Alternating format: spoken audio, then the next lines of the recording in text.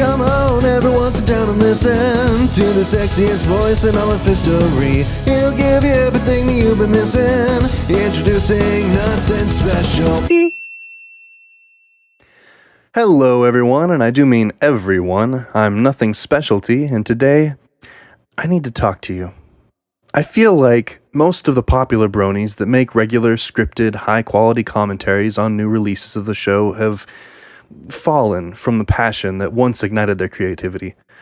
Most of their videos seem like a formality rather than something created out of love for the show or even the art they're making in response to it.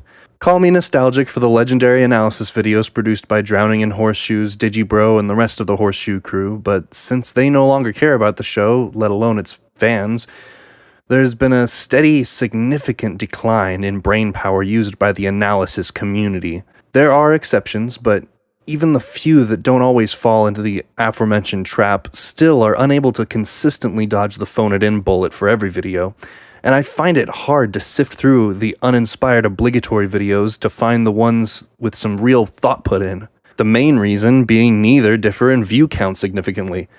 That's right, you bronies, you are part of the problem. Now, this is hardly a blanket criticism or a generalization. I will not call out specific offenders, but know that there are those, and I would suggest listening closely and examining yourself to see if what I say applies. Not for the purposes of me demeaning you or bullying you, but so that all content creators might learn better how to make more engaging videos without really needing to change that much. If you want some examples of people who don't always upload boring cash-in videos, the two that I will mention are Silverquill and DWK. There are others, so don't think I'm targeting you if you aren't mentioned here. Anyways, enough qualifiers. Let's get into it. I have seen many videos on Silverquill's channel that make me think. Anytime he brings in archetypes or other psychological theories from his knowledge in order to provide a nuanced angle or lens through which to appreciate the given character or episode in question in a completely different way, I find myself thoroughly engaged. Not every video succeeds on this level, but the ones that do keep me coming back to his channel to see if I can find any more. But I, as a result of being bored and annoyed with other videos I've seen on his channel, have not watched every video, and I'm likely missing some gems as a result.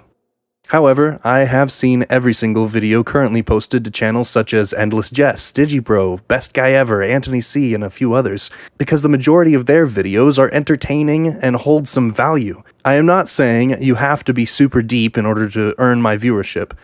There are many things that will give me a reason to watch your content all the way through.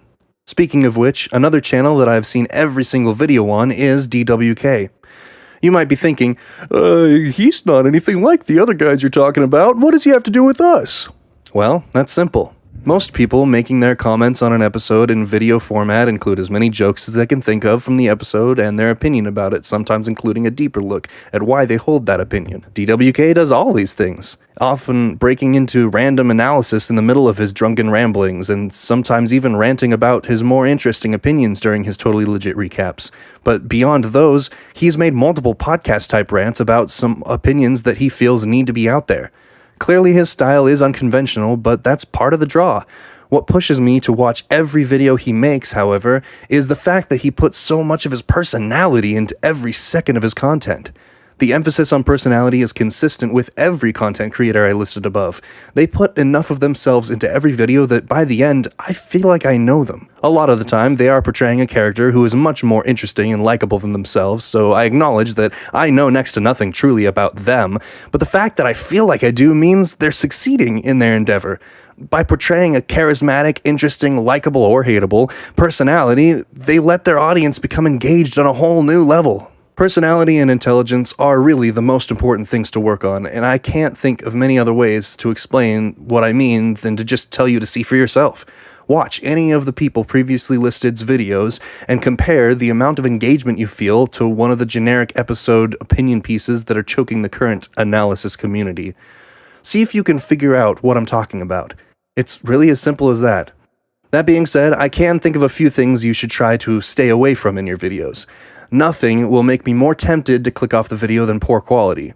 If your video is in 360p, double letterboxed, and sounds like it was recorded through a tin can, I'm not going to leave right away, but at that point, if you fail to be interesting, entertaining, or intelligent, I have no more desire to watch. That being said, a hollow, phoned-in formality of a My Little Pony the movie review is going to turn me away even if your production quality is through the roof.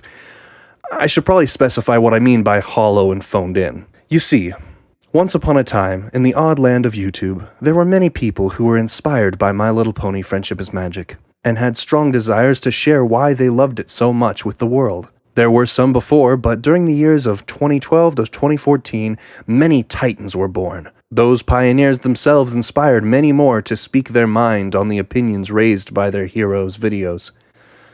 Then, at some point, these leaders began evolving. They were abandoning the status quo they themselves had created, and began making art they cared more about, that was more free. The ones they had inspired continued in the old traditional ways, but many of the ones that had started it all simply stopped caring about the show that had helped them grow so much. They moved on to different things, and left the community they had formed to wallow around and attempt to keep the audiences they had acquired happy, because they themselves still watched the show and still cared about the art they were making. It seems so many of the most popular, most charismatic, most enjoyable people from the Brony fandom simply stopped enjoying the show, or just stopped watching. I mourn for the lost content creators of a forgotten age. Now, we find ourselves in a climate of people attempting to cash in on the vast audience left unsatisfied by the previous artistic titans from before the fall.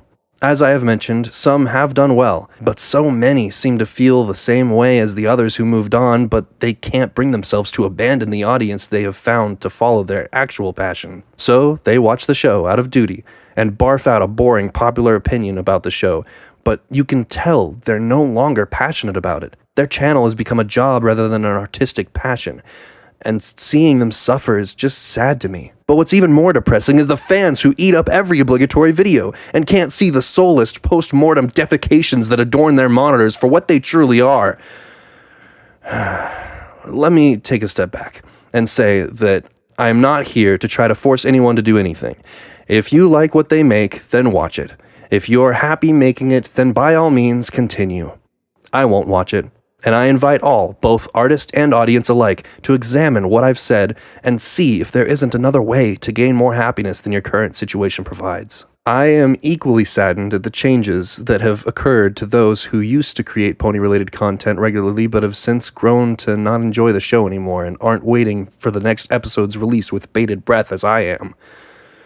Multiple of my favorite content creators have appeared in other places and other channels telling the people there that they're multiple seasons behind and can't find the motivation to get back into it. To lose someone of their caliber from the collection of people whom the show inspires is a tragedy. But I respect their decisions. I respect them a lot more than those who no longer enjoy it but still feel the need to continue the facade and fabricate their opinions for money. I suppose in the end what I really want is for those old masters to return to the herd.